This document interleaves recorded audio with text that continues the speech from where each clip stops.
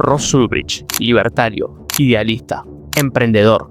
Es el joven detrás de Silk Road, un mercado negro que prometía anonimato absoluto y libertad económica. Pero lo que comenzó siendo un experimento libertario terminó en una de las operaciones más grandes del FBI, un arresto sorprendente y una sentencia que generó debate en todo el mundo. Conoce la historia de Ross Ulbricht, el creador del mayor mercado negro de todo Internet.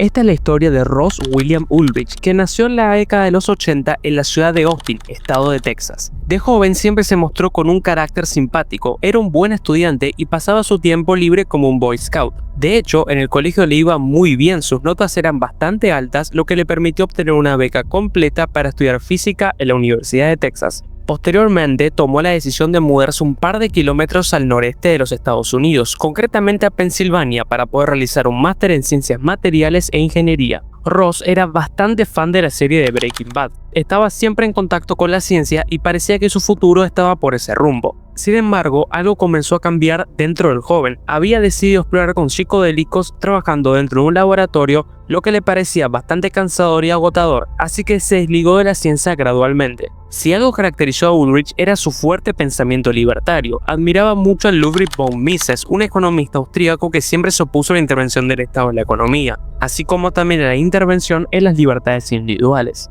Una de las libertades individuales que siempre defendió Ross era la cuestión del consumo de drogas, basándose en lo que promulgaba von Mises de que el consumo de droga podía derivar en otros inconvenientes, como eran las mafias o el narcotráfico. Dentro de su vida personal, Ross estaba en pareja con Julie B, a quien había conocido en Pensilvania mientras hacía el máster. A pesar de estar bastante enamorados, ambos tenían posturas bastante distantes. Por un lado, Ross era bastante libertario y más cercano a algunas ideas del Partido Republicano, en contraste con Julie, quien era demócrata. Además, Ross solía pasar mucho tiempo alejado de cualquier evento social masivo. Su relación con Julie poco a poco fue deteriorándose, pero eso le permitió a Ross concentrarse en otros proyectos que tenía en mente. Tras haberlo intentado con el trading e incluso con una compañía de juegos, Ulbricht trabajó en una tienda que vendía libros por internet. Allí fue que descubrió el Bitcoin, una moneda descentralizada y anónima con la que la gente podía hacer transacciones de manera segura. Teniendo esto en mente, la motivación de Ross se fue por los cielos. Claramente había descubierto una divisa que encajaba perfectamente con sus ideas libertarias. El que el Estado no intervenga en las decisiones de las personas, así como también las libertades individuales, permitió a Ross crear un proyecto basado en esta filosofía. Esto por supuesto no se cerraba únicamente en el negocio de las cosas legítimas, también se podía buscar algo que fuera demandado pero a la vez complejo de acceder. Y si combinamos esto con el negocio de las criptomonedas, nos da una grata sorpresa: un mercado negro de venta de estupefacientes. El nombre inicial del proyecto fue Underground Brokers, al que posteriormente se le cambió el nombre para hacerlo más llamativo. Fue en ese momento que nació lo que hoy todos conocemos como Silk Road, la ruta de la seda de Internet, basada en la extensa red de rutas comerciales terrestres y marítimas que conectan desde hace más de 2000 años China y Medio Oriente. Bajo el pensamiento de poder comprar cualquier cosa de forma anónima, se abrió Silk Road en febrero de 2011, una especie de mercado súper libre cuando Ross Ulbricht tenía tan solo 26 años. Lo más interesante de todo esto es que Ross nunca había estudiado nada ni había aprendido cosas de programación. Él siempre había estado ligado a cosas como física y la ciencia, pero terminó aprendiendo todo este tipo de cosas de forma autodidacta. Lo primero que debía pensar Ulbricht era el producto estelar para el lanzamiento. Pensó en setas alucinógenas, algo accesible ya que las podía cultivar dentro de su propio parque. A la par que cultivaba estas setas, dejó un post en el famoso foro de Strawberry, una comunidad en línea dedicada al estudio, cultivo y consumo de hongos, especialmente hongos psicodélicos. Básicamente estaba haciendo spam de su propia tienda, pero esto le permitió atraer a bastantes clientes, los cuales, además de hongos, querían otro tipo de productos como hierbas, estimulantes, entre otros psicodélicos. Pero la gente quería vender, no era que solamente Ulbricht sea el que venda, sino que la gente se quería meter para hacer un mercado bien libre. Por lo tanto, Ross debía establecer unas reglas claras para no sobrepasar la línea. Al principio, todo se reducía a estupefacientes,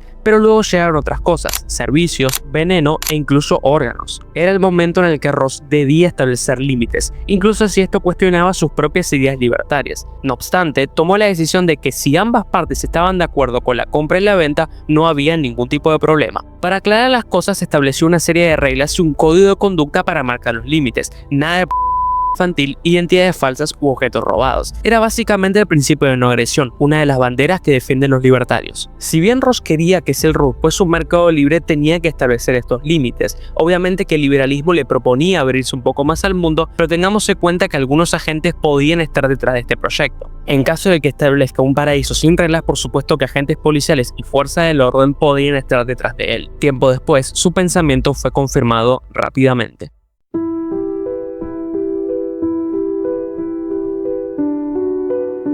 El negocio de Silk Road alcanzó los $25.000 mensuales, en donde Ross cobraba entre el 8 y el 15% de las transacciones. Como todo negocio que crece, la atención también lo hace, y cuando se trata de un negocio que está por fuera de la ley, lo hace aún más. Fue en ese momento que un usuario conocido como Nov se presentó a Ross como un narcotraficante de Puerto Rico con un fuerte interés en adquirir Silk Road. En un momento le llegó a ofrecer hasta $1.000 millones, pero Ross Ulbricht se mantuvo firme.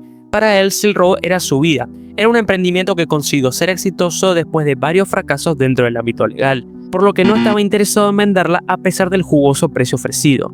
A pesar de esto, tanto Ross como Nov siguieron conversando varias veces. Mientras su familia le decía que estaba todo el día haciendo trading, a gente como Nov le contaba la verdad. No obstante, este fue el momento donde la historia pega un giro rotundo. En realidad, Nov no era ningún narcotraficante puertorriqueño, ni tampoco era un multimillonario. Quien se escondía detrás de Nov era Carl Mark Force IV, un agente de la Administración de Control de Drogas, mejor conocida como la DEA. Este fue el primer contacto entre Ross y un agente de las fuerzas del orden. El problema es que Ulbricht no lo sabía, por lo que continuaba brindando la información a Carl Mark Force sin saber que era un agente policial. El caso llegó hasta la Casa Blanca, donde un senador de los Estados Unidos llamado Charles Schumer convocó una conferencia de prensa para denunciar a Silk Road ante el público. Por primera vez, la población general era testigo del escenario creado por Ross Ulbricht. En este momento fue el que el FBI, el ICR, entre otras instituciones del país norteamericano, comenzaron con su propia investigación en busca de saber cuál era el paradero de Ross Ulbricht. Cabe recalcar que el único que sabía quién era el creador de Silk Road era Carl Mark Force. Nadie en el FBI ni en ninguna otra agencia tenía el nombre de Ross como el fundador del mercado negro. Por el lado del FBI, quien lideró la investigación fue Chris Tarver, un joven policía que posee una maestría en ciencia de la computación, por lo que decidió mudar la investigación a la división de cibercrimen del FBI, lanzando así la operación Onion Peeler, o en español, peladora de cebolla. Esto se debe a que, por supuesto, Silk Road no estaba en la web superficial, sino que estaba en la web oscura, en lo que conocemos como Dark Web. Por supuesto que estaba diseñado para no poder ser rastreado, no era indexado por los navegadores, por lo tanto a agentes les costaba muchísimo más entrar al sitio.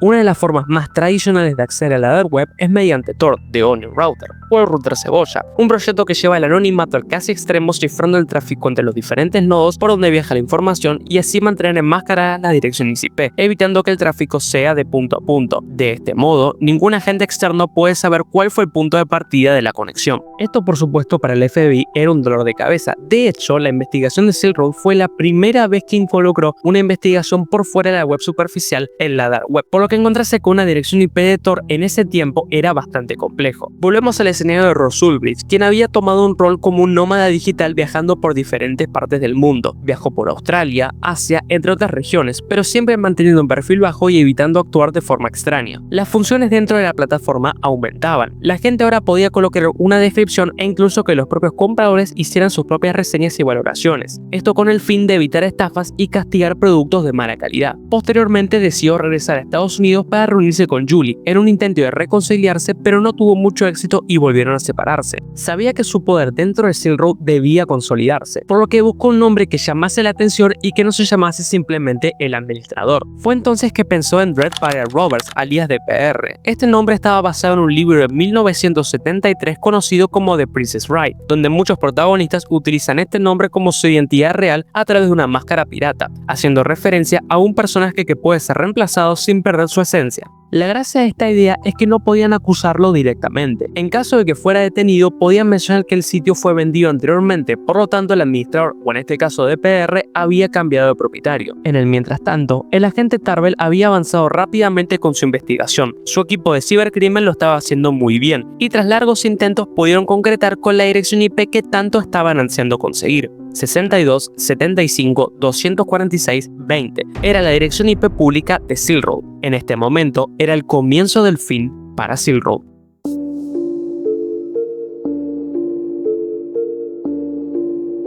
Si el negocio de Ross Ulbricht quería progresar, iba a necesitar de algunos aliados. Ya contaba con la presencia de Knopf, que recordemos es el agente Kalmar Force 4, pero eso Ross aún no lo sabía. En la costa oeste de los Estados Unidos, concretamente en el estado de Utah, vivía Curtis Green, un padre de familia que se había registrado en Silk Road con el nombre de usuario Chronic Pain, en referencia a sus constantes dolores de espalda. Curtis era un aficionado farmacéutico que había trabajado como paramédico tiempo antes, por lo que conocía bastante sobre lo que se vendía en el mercado negro. Al mismo tiempo, él solía ofrecer consejos a bastantes personas dentro de Silk Road, avisándoles sobre los riesgos de consumir algunos estupefacientes y de hacerlo de la manera correcta. Ross, al ver el trabajo que estaba haciendo Curtis Green, no dudó en felicitarlo y le ofreció nada más y nada menos que el puesto de servicio de atención al cliente de Silk Road. No obstante, para acceder a esta posición, Curtis debía enviarle a Ross una foto de su identidad. De esta manera, Curtis quedaría expuesto, manteniendo en las sombras a Ross Ulbricht en caso tal de que fuese descubierto y así mencionar que el administrador no era él. Curtis ayudaba mucho en las cuestiones relacionadas diariamente con el sitio. Esto incluía la atención al cliente, disputas entre usuarios y compradores y por supuesto también la logística del negocio. En el año 2013, Curtis Green había ordenado un paquete de drogas a su dirección de su casa. De alguna forma que no se ha revelado hasta la actualidad, el FBI interceptó dicho paquete que iba directo a su casa y fue detenido en su propio hogar. Durante este operativo se incautaron pruebas importantes, incluidas comunicaciones con Ross. Este arresto fue clave para la investigación del FBI porque Curtis comenzó a colaborar con la policía, proporcionando información sobre el funcionamiento interno y por supuesto también en cuestiones de administración del sitio. Obviamente Ross todavía no se había enterado del arresto de su fiel trabajador. Recién pudo enterarse cuando no le respondía a los mensajes e incluso pudo constatarlo de forma propia a través de las noticias que veía en su computadora. Ross temía lo peor, no creía que Curtis iba a revelar tanta información, aunque por supuesto no podía descartar esto. Lo más increíble de este acontecimiento fue que la llamada Operación Marco Polo, nombre por el cual se definió el proceso de arresto de Curtis Green por parte de la DEA, estaba liderada por el agente Kalmar Force, el famoso usuario Knopf que había estado hablando tanto tiempo con Ross. El triángulo ya estaba formado y en contacto. Kalmar Force hacía intermediario entre los mensajes que enviaba Ross hacia Curtis Green buscando obtener algo más de información para ponerlo contra las cuerdas. Las cosas se ponían aún más calientes. Otro trabajador cercano a Ross informó que $350,000 en criptomonedas habían desaparecido y tras un pequeño rastreo se reveló que estos criptos estaban en las cuentas de Curtis Green. Esto enfureció rápidamente a Ross. Creyó que Curtis Green había robado sus bitcoins y había desaparecido del mundo. Por tal motivo, decidió contactar con Knopf para poder orquestar un intento de ejecución. Todo esto sucedía mientras Curtis Green estaba al lado de Knopf, así que no tuvieron mejor idea que hacer una ejecución falsa para contactar a Ross Ulbricht y obtener más información al respecto. Por el trabajo, Ross envió $80,000 directo a la cuenta de Knopf, y acá es cuando Ulbricht cometió un problema bastante gordo. La cuenta de Knopf, que recordemos estaba directamente ligada con la DEA, había recibido información de la cuenta proveniente de Ross. Es decir, sabían el origen de la billetera de criptomonedas del creador de Silk Road. Solo era cuestión de que los agentes se pusieran de acuerdo y detengan a Ross Ulbricht.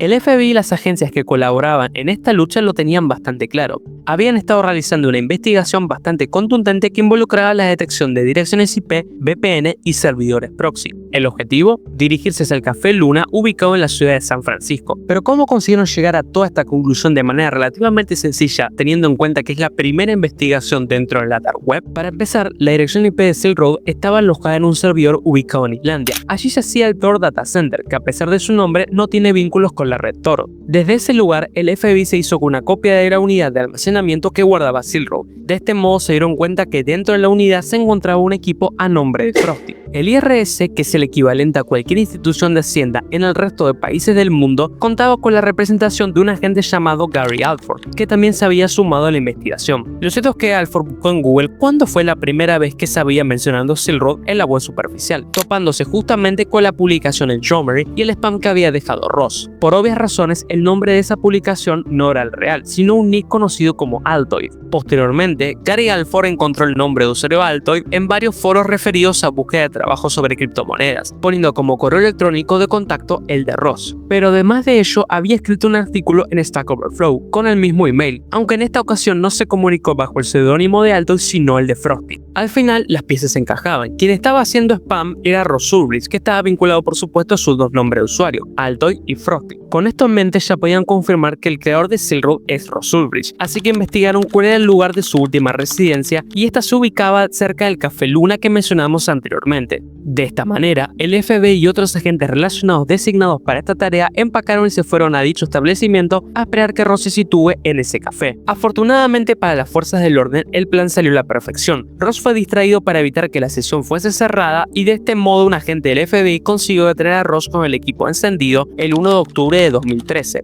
Posteriormente fue llevado a juicio y luego a prisión. Ross Ulbricht fue acusado de, atención, lavado de dinero, hackeo de ordenadores, conspiración por narcotráfico y por contrato de sicarios con la intención de eliminar a un empleado que había sido arrestado y a usuarios que lo extorsionaban. Una larga lista que muchos consideraron injusta. De hecho, el último cargo fue removido porque no encontraron ningún cuerpo sin vida asociado a una orden de Ross. Con todas estas acusaciones, el 29 de mayo de 2015 fue sentenciado a 2 cadenas perpetuas más 40 años en la cárcel sin posibilidad de una libertad condicional. Si lo comparamos con, por ejemplo, el Chapo Guzmán, este fue condenado a una cadena perpetua más 30 años de cárcel, nada comparado a lo de Ross Ulbricht. Y aunque por supuesto ni Ross ni el Chapo pudiesen salir de la cárcel, la realidad es que en teoría la pena de Ross era bastante más grave teniendo en cuenta lo que había cometido, que no se compara por supuesto con lo que hizo el Chapo. Esta fue una de las razones por las cuales Ross, a pesar de ser alguien vinculado con el mundo criminal, recibió bastante apoyo de la gente. Pero no fue la única, sino que tenemos que hablar de algo más, algo que no se había revelado hasta ese entonces.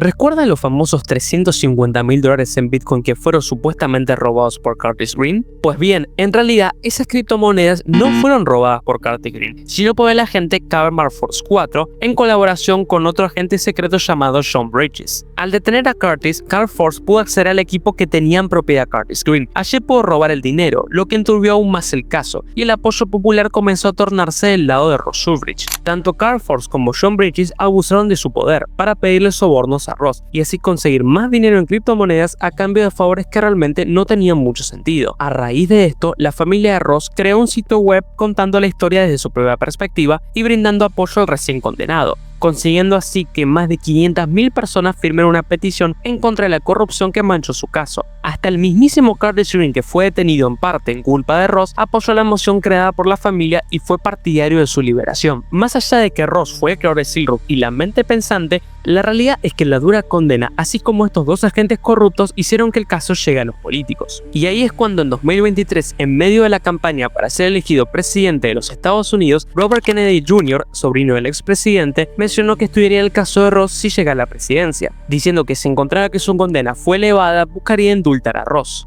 Como sabemos, Robert Kennedy no fue elegido presidente, pero quien sí lo absorbió dentro de su equipo presidencial fue el vencedor de las elecciones, Donald Trump, quien prometió indultar a Ross Ulbricht en caso de que fuese elegido, y así fue. Trump fue elegido presidente y un día después de asumir la presidencia, el 21 de enero del 2025, indultó oficialmente a Ross, cortando su condena tras más de 11 años en la cárcel. Calificó de ridícula la pena de prisión impuesta a Ulbricht y habló con su familia antes del indulto. Ya se han podido observar algunas fotos e incluso videos luego de su salida de la cárcel, agradeciendo también a sus seguidores más fieles que lo apoyaron durante esta etapa. Al final, la historia de Ross es bastante interesante, aunque también polémica. Es la primera vez en la historia que alguien vinculado con el narcotráfico recibe tanto apoyo. Pero quienes se ponen del lado de Ross también tienen su punto a favor. Lo ideal siempre es consultar las fuentes oficiales y ambas versiones de la historia para determinar quién crees que tiene razón. Por lo pronto, la historia de Ross Ulbricht y Silk Road nos deja una conclusión: el poderío gigante que tiene Internet más allá de la web superficial y lo que puede hacer la gente cuando se le brinda un cierto grado de anonimato en el mundo digital.